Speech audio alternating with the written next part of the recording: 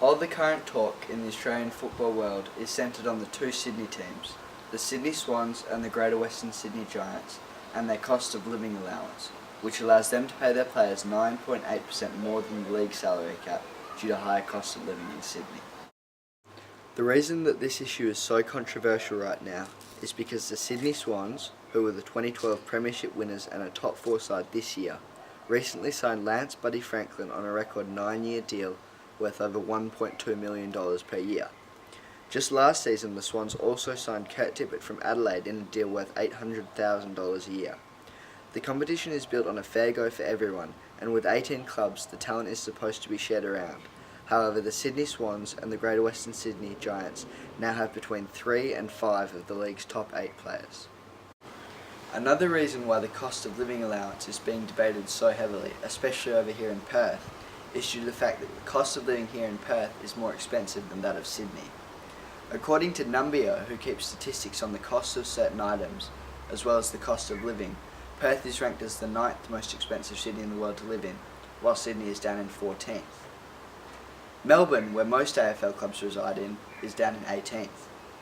When asked about the cost of living in Perth compared with his hometown in Sydney, Mitchell Steinberg had this to say. Well, from my experience of living in both Sydney and Perth, I truly believe Perth has a higher cost of living than Sydney. Just for an example, buying a coffee in Perth, $6, Sydney, only $3. And there's various other examples, such as going out for a casual dinner in Perth would be $80, Sydney maybe $60. It's beliefs like this that is causing such an uproar in Perth.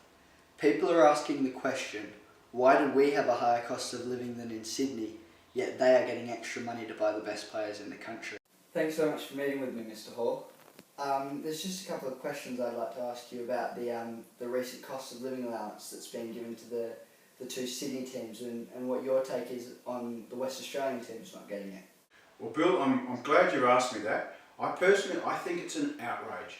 I think that the cost of living in Western Australia is clearly more expensive than Sydney, and I think Sydney have got their fat snouts in the trough with the AFL being stupid enough to continue to fund them with money. As we can see, there is strong opposition to the cost of living allowance, and some people, including Mitchell Steinberg and Mr. Hall, as well as high-ranking officials, believe it is bringing the game into disrepute.